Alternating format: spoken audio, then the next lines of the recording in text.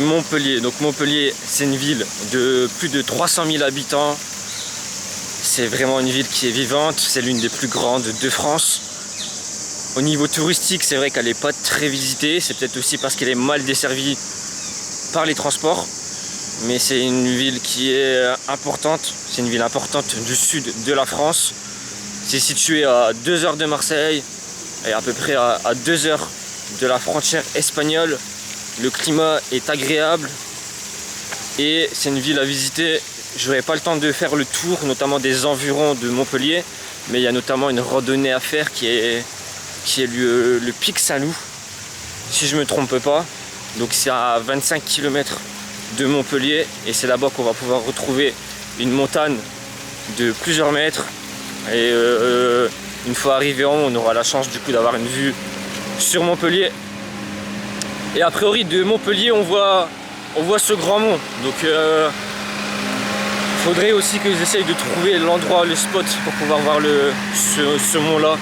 Donc le parcours touristique de quelqu'un qui vient à Montpellier, c'est aussi d'aller faire cette randonnée.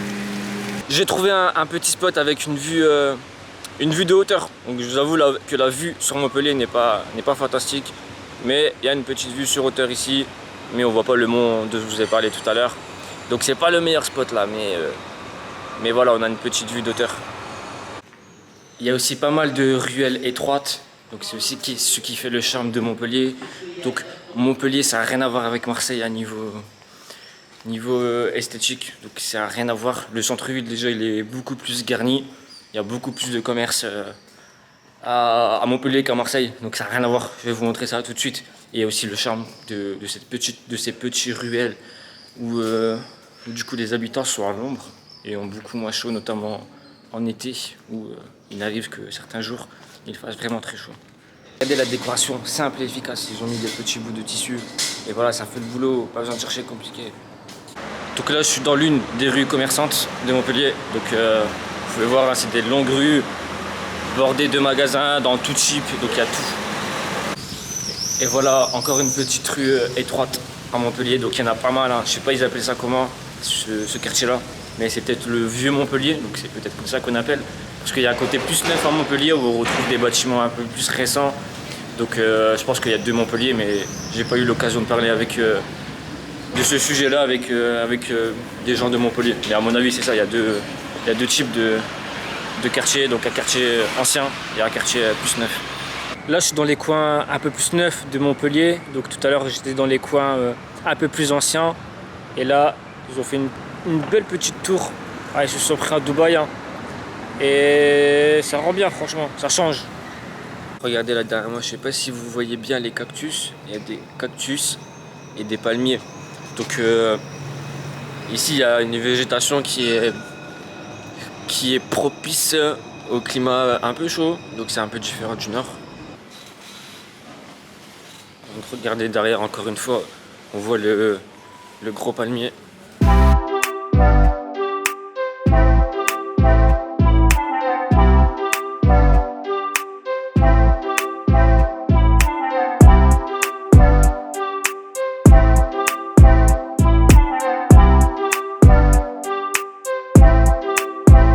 Donc moi où je vais aller, où c'est sûr que j'y vais, c'est à 7. Donc je vais aller cet après-midi. Ça me permettra d'aller à la station balnéaire, c'est là-bas où il y a la mer. Parce qu'il faut savoir que Marseille n'est pas directement collé à la mer. Donc direction 7. Je suis resté 2 jours à Montpellier et là je suis à 7. On va voir quelle est la différence entre les deux villes.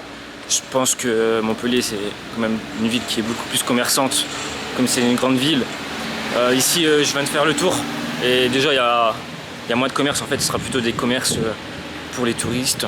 Ça sera des commerces artisanaux, donc on ne retrouve pas tous les grands magasins de Montpellier forcément.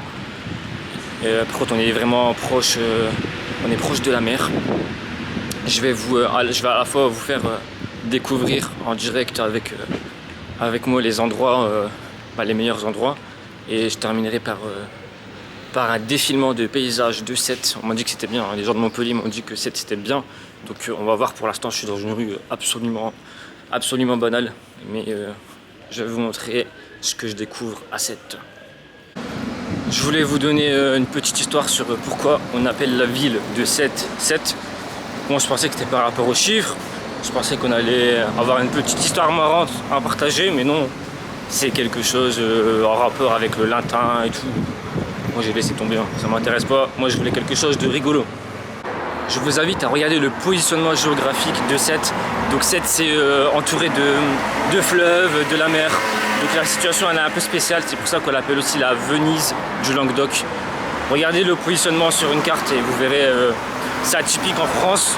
Je pense que c'est l'une des seules villes qui est dans une situation géographique telle qu'elle. J'ai peut-être dit des bêtises, mais dans l'idée c'est ça. En fait, Sète est entouré de la mer et c'est comme une presqu'île, presque comme une presqu'île. Donc voilà, regardez le positionnement, vous verrez que c'est atypique. Donc voilà, moi je suis pas un prof de géographie. Je vous invite à regarder et de me dire. Alors, heureusement que mon professeur de géographie il va pas regarder cette vidéo, enfin mon ancien prof de géo, parce que sinon je pense qu'il serait un peu déçu. Hein. Donc moi en termes de culture, je souhaite m'améliorer, donc je souhaite aller voir plus de musées, notamment en région parisienne. Je souhaite aussi mieux connaître les différentes régions en France. Donc ça c'est des choses qui vont venir prochainement. Donc sur la culture, il faut que je m'acculture. Donc il faut que je connaisse plus de choses, notamment sur l'histoire des pays. On m'a recommandé là tout récemment un livre. Donc je pense que je le prendrai, comme j'ai peut-être déjà dit, c'est dans les livres qu'on trouve les meilleures informations. Et forcément si on ne lit pas, on ne va pas connaître les différents points, les différentes anecdotes sur les villes. Il y a des livres qui existent par exemple sur chaque région. Donc on peut prendre chaque région de France et sur chaque région de France, il y a sûrement un livre qui détaille toute l'histoire. Et si vous lisez ce livre-là, vous allez connaître plus de choses que même les habitants de ces mêmes régions. Donc c'est pour ça que je vous recommande de lire. Moi, on m'a recommandé un livre. Il faudrait que je retrouve le nom. Je pense que je vous le mettrai en sous-titre de la vidéo. Mais c'est un livre en fait qui va vraiment parler de tous les pays dans le monde, qui va introduire la géographie dans le monde. Et ensuite, à partir de là, tu vas pouvoir t'orienter vers ce que tu désires savoir sur tel pays ou sur telle région. Pour moi, la France, elle est composée en trois parties. Pour moi, c'est simple, il y a la région parisienne, ensuite il y a le reste de la France, et ensuite il y a le sud. Donc c'est des endroits où les gens vivent différemment. Dans le sud, les gens sont plus tranquilles. En région parisienne, les gens ils sont toujours plus pressés, plus stressés. Et dans le reste de la France, on va dire c'est entre les deux. Mais après, j'ai pas encore visité toute la France. Je sais qu'il y a aussi des coins qui sont exceptionnels, notamment là où il y a des montagnes, etc. Dans les Alpes. Et oui, prof de géographie, je connais les Alpes. Et ouais, il y a des endroits qui sont bien quand même. À part la région parisienne et le littoral, il y a autre chose. Il y a aussi des beaux coins à voir. Et je pense que j'irai aussi prochainement. Là, juste derrière moi, il y a des maisons, si on peut appeler ça des villas. Il y a des villas exceptionnelles. Le mec, il a un toit. On aurait dit les petites maisons là, que vous voyez à Disneyland Paris dans les parcs.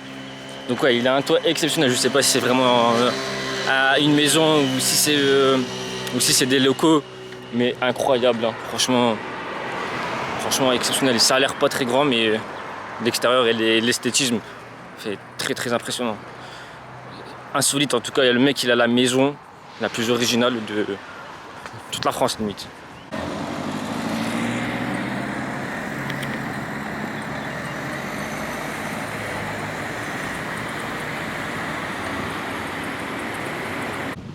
À l'heure où je fais cette vidéo là, normalement ma formation est sortie, ma formation en 30 jours. C'est une formation qui peut changer votre vie, je vous le dis, et ce n'est pas du mensonge. Ça peut vraiment changer votre vie. Tous les jours, vous allez recevoir une vidéo différente. Cette vidéo sera courte, mais elle aura pour avantage d'avoir les informations que vous devez savoir. Il y aura juste ce que vous devez savoir et on ne va pas partir à droite, à gauche. Ça sera efficace et vous allez directement avoir beaucoup plus de connaissances en développement personnel que n'importe qui. Après cette formation-là, ça va ne servir presque à rien d'aller lire des livres, mais je vais quand même vous en recommander pour pouvoir approfondir certaines choses. Donc par exemple, l'une des formations, on va parler de l'importance de la lecture et comment lire efficacement. dans cette même partie-là, vous allez, j'ai pas envie de tout vous dire, sinon ça va un peu gâcher la chose, mais c'est un exemple. Je peux vous dire cet exemple-là, c'est que sur cette formation-là, c'est rapide, hein, c'est en une journée, c'est une vidéo que je vous enverrai le jour venu, lorsque vous allez vous inscrire. Ça peut être le 10e jour, le 11e jour, je suis en train de finaliser tout ça, mais lorsque vous regarderez cette vidéo, ça sera disponible. Donc par exemple là, sur cette formation-là, je vous explique comment lire un livre, et directement il y a un passage à l'action. Donc je vais vous conseiller 10 livres, et vous allez devoir en choisir un et l'acheter. Un livre, ça coûte 10 ou 15 euros, et par contre en termes de connaissances, ça vous apportera beaucoup bien, ça vous apportera beaucoup plus. Donc voilà les choses que vous pouvez retrouver. Donc là on parlait de livres, donc c'était l'occasion de parler de ça. Donc je vais vous montrer comment lire un livre et comment faire pour que cette lecture vous serve. Parce qu'il y en a qui le lisent, mais ils ne servent pas du coup du livre. Donc je vous expliquerai comment. Et ensuite, je vous inviterai à un passage à l'action pour acheter le livre. Après, je ne vais pas vous dire d'acheter un livre qui n'a rien à voir avec vos problèmes actuels. Donc le livre que vous allez acheter, donc vous allez avoir le choix entre 10 livres. C'est des livres, aucune affiliation ni rien bien sûr. C'est juste les 10 livres que je vous recommande et qui sont connus en développement personnel. Chaque livre aura un thème différent. Et vous allez acheter un livre par rapport à une problématique que vous avez. Donc il y aura 10 livres, donc 10 problématiques que vous pourrez avoir dans votre vie. Et ça sera le livre, le best-seller, celui qui va le plus vous apporter. Donc je vous mettrai cette liste-là. Et le but, au-delà de la lecture, ça va être ensuite de passer à l'action. À l'heure où je tourne cette vidéo, la formation n'est pas encore finalisée. Mais en plus là, il y a tout récemment, j'ai pris une initiative pour être sûr d'avoir de la qualité. Donc je vais demander avant la sortie de la formation qu'il y ait 6 personnes qui la testent, donc qui me fassent des retours aussi pour l'améliorer. Donc dans mes critères, si vous voulez savoir, moi je vous dis tout, mes critères, ce sera que ce soit des personnes qui ont au minimum un bac+3 pour avoir un esprit critique. Donc là je suis en train de préparer la checklist qui va permettre d'avoir le maximum de retours pour pouvoir s'améliorer. Donc ça va être mis en place et ça va permettre d'avoir un meilleur niveau de qualité. Et ensuite on pourra déployer ça. Et quand ça sera en fait, quand vous aurez accès, c'est que c'est bon, il y aura déjà 6 personnes qui auront validé. Donc important pour moi de mettre cette étape de validation là. Ok, donc j'y avais pas pensé, mais là j'y ai pensé. Donc il y aura une étape de validation.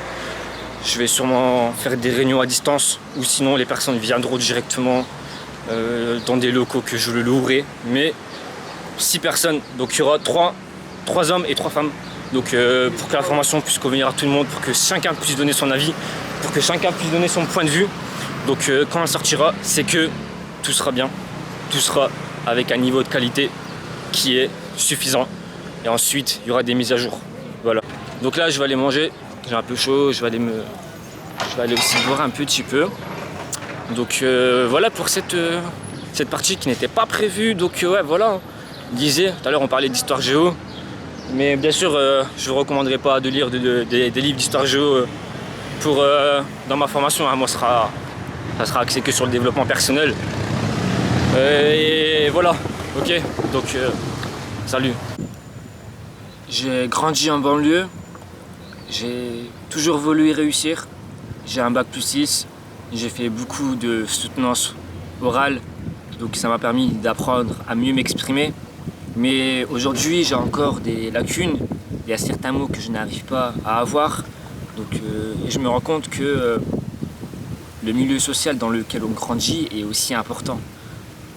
Quand on habite dans certains endroits, on va employer plus les mots tels que bah, voilà, hein, tandis que dans d'autres milieux sociaux, les mots seront un peu plus soutenus. Donc il va falloir que je travaille sur ça également. Ce n'est pas que je n'ai pas confiance en moi, c'est juste que je suis humble et que je sais reconnaître mes faiblesses. On peut calculer sa confiance en soi sur une échelle de 1 à 10. Et si on est entre 8 et 10, c'est qu'on est très confiant. Et c'est pas toujours positif d'être très confiant, d'avoir une confiance en soi qui est haute. Parce que si vous avez une confiance en soi qui est haute, vous allez perdre de l'humilité. Okay, donc vous allez avoir vous n'allez pas avoir beaucoup d'humilité et ça sera un inconvénient pour vous. Donc il faut trouver le juste milieu. A contrario, si sur une échelle de 0 à 10, on est entre 0 et 4, c'est qu'on n'a pas assez confiance en soi. Et dans ce cas-là, il faut travailler pour avoir plus de confiance. Donc voilà, moi il faut que je m'améliore sur ma façon de m'exprimer, avoir des mots qui viennent plus naturellement, avoir des mots qui correspondent vraiment à ce que je veux dire. Donc il y a toujours de quoi travailler de toute façon. Et si je fais des formations en développement personnel, ça ne veut pas dire que je suis forcément le meilleur, je ne suis pas un expert, mais je pense que je connais certaines choses. Et pour moi-même, il faut aussi que je me développe personnellement. On est tous dans cette direction-là. On est tous plus ou moins demandeurs d'aide. Donc il y a des personnes qui n'ont pas forcément besoin de se développer plus, certaines personnes oui. Et moi, mon objectif est d'avoir des personnes que j'accompagne. C'est d'accompagner le plus de personnes. C'est mon objectif, c'est ce que je veux et c'est un devoir aussi d'aider les autres. Donc moi quand je viens vers vous, c'est pour aider et c'est mon but. Ok, c'est la fin du vlog, ça a été un plaisir de partager avec vous ce petit séjour. Je pense que je vais refaire des vidéos de ce genre là. Donc abonne-toi si tu n'es pas abonné. Et on se dit à une prochaine. Ciao.